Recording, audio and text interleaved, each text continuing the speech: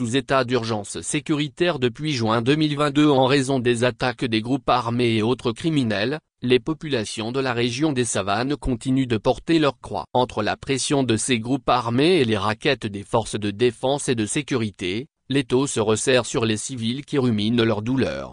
Souvent pointés du doigt par les populations civiles, les militaires déployés dans le cadre de l'opération Kundjouar pour sécuriser la région sont régulièrement critiqués du fait des raquettes. À la mi-août 2024, cette question a suscité des débats houleux au sein de l'opinion à Nano. Plusieurs voix se sont indignées des agissements des gendarmes et policiers chargés de la sécurité sur les axes routiers. En mars 2024, Monseigneur Dominique Guibil, évêque de Dapahan, dénonçait les exactions, les tracasseries, et les brimades souvent infligées aux populations par ceux-là même dont la mission et le devoir sont d'assurer leur sécurité et de protéger leurs biens. À cela s'ajoutent les raquettes auxquelles se livrent certains agents des forces de sécurité aux barrages de contrôle ou aux checkpoints érigés sur les routes dans le cadre de la lutte contre l'extrémisme violent dans la région des savanes. Cependant, l'écho de la voix du prélat et les doléances portées sont restés sans suite, loin des oreilles du palais de Fort. Cette semaine, c'est un paysan qui se lamente: j'allais chez le chef canton pour une réunion. Comme ce n'était pas loin, je n'avais pas les papiers de ma moto sur moi. À peine à 500 mètres de mon domicile, les militaires et policiers m'ont arrêté. Ils ont pris ma moto. Je suis retourné chercher le casque et les papiers, mais ils ont exigé que je paie 5000 francs CFA. Je suis parti chercher l'argent. À mon retour, ils avaient déjà emporté la moto. C'est après des supplications que j'ai pu la récupérer en versant 5000 francs.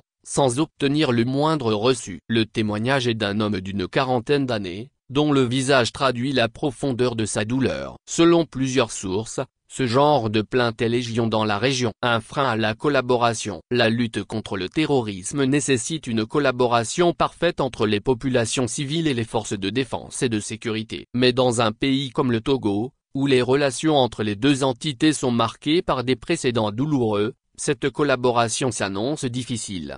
Si les populations, surtout en milieu rural, continuent d'être brimées sans la moindre compassion, cela risque de compromettre cette collaboration tant souhaitée. Tant que la confiance ne sera pas établie entre les populations et les forces de défense, la cohabitation ne sera qu'une façade. Les populations auront du mal à apporter leur pierre dans la traque contre les groupes armés. Chaque jour, les victimes de raquettes se comptent par dizaines et la grogne enfle dans le silence. L'état d'urgence sécuritaire prolongé, combiné à la précarité croissante et aux abus des forces de défense et de sécurité, alourdit un fardeau déjà insupportable pour les populations des savanes. Ces pratiques, si elles persistent, risquent non seulement de briser toute confiance, mais aussi de rendre impossible la collaboration essentielle à la lutte contre les groupes armés et autres criminels.